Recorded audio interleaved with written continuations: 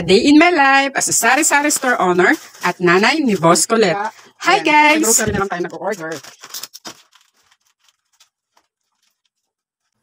Eto nga, solo flight na naman tayo dahil yung kapatid ko na kasama namin sa bahay ay sinundo na ng mama ko.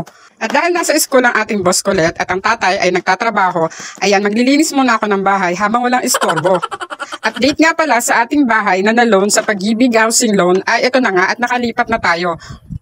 Pero hindi pa natin siya napaparenovate kasi wala pa tayong budget, kaya yung tindahan ay nasa loob ng bahay. Konti pa lang nakatira dito sa place namin kaya matumal ang tindahan. Dito nga sa road namin, ako pa lang ang nakatira. Meron kaming kapitbahay pero Sabado't Linggo lang kung dumalaw sa bahay nila. Medyo nakakatakot dito pag gabi kasi madilim. Pero buti na lang nandito si Pachi para bantayan kami. Ayan nga, habang tayo naglilinis ay dumating ang ating delivery sa grocery. Ang total ay 1,221. Ayan, 1,221. Ang alak, kaya nag-restock na tayo ulit. Ayan, grocery, thank you. So, i-open na natin. Ano ba tomato? Tayo mag-haul. Malaking tulong din si grocery sa amin. Dati nung nasa Cavite pa kami, grocery pa rin kami. Grocery na kami. Kasi nga ay free delivery siya. Tapos mura rin naman. Ayun, hindi ka na mapapagod. Kaya ko, malayo yung palengke, supermarket dito sa amin. Kay grocery na lang tayo nag-o-order. Ito pala ang non-food. Ayan, sunrocks lang, tsaka itong downy. Tsaka mga gin. Pansit canton. Ayan. Hindi. Yan po pansit canton. Oh my God, nandito pa rin yung gin. Pansit canton. Parang mali bukas ko. Pero yung tama naman yung pagkaraan. Yan, MP.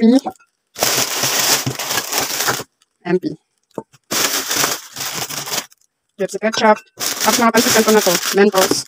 At Alaska Evap. Isa-isa lang muna kasi ako mag-restock dito kasi wala pa tayong kapitbahay. Tignan nyo naman ang ating tindahan. Ayan. Ang importante lang, kapag may naghanap, meron akong maibigay. Kaya, sinisiguro ko talaga na kahit pa ilang piraso ay meron tayong stock. Namiss ko na yung tindahan ko sa Cavite kasi grabe talaga ang mag-restock doon. Ilang box. Yung tipong maghapon kang magdi-display. Ito ay mga chichirya. Meron pa ng sardinas. Mga chichirya na ito, consistent to. Nescafe. Yan, ang ating malakasang mamasita oyster sauce. Ito talaga din ang gamit namin, kaya dinamihan ko na rin. Kasi talagang magamit kami nitong mamasita. Pansitan ko tapos ilang mga chichirya. So, yun na ang laman ng 1-2. Ayan, meron kasing alak. Nabibili din naman dito ang alak. So, ayan ang ating grocery delivery. Thank you Lord ulit at nakakapag-restock pa rin kami. Thank you mga suki. So, laban lang tayo. Kahit mahina yan, nalaban tayo. Kasi ito ang ating pangarap, di ba? Ito ang pangarap natin, magkaroon ng sariling tindahan. Bahay. Kaya ito na yon. Ang importante, ito na. Meron na tayong bahay. Ang gagawin naman natin ay pagyayabungin ulit natin. Kaya yan, walang bibigay. Okay? Ayan na lang muna ang ganap. At darating na ating Boss Colette alas 2 na. Mamaya andito na yan. At habang wala pa ang ating makulit, magdi-display muna tayo.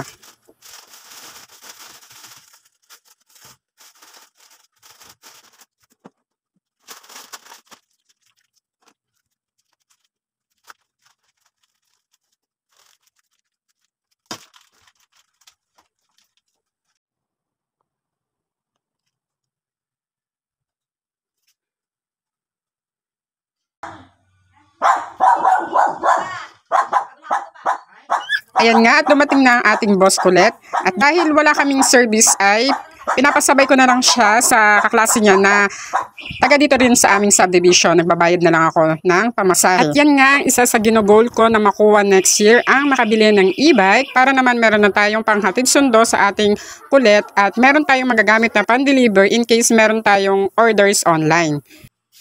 Hanggang dito na lang muna. Maraming salamat sa panonood. Ingat kayo palagi. Bye!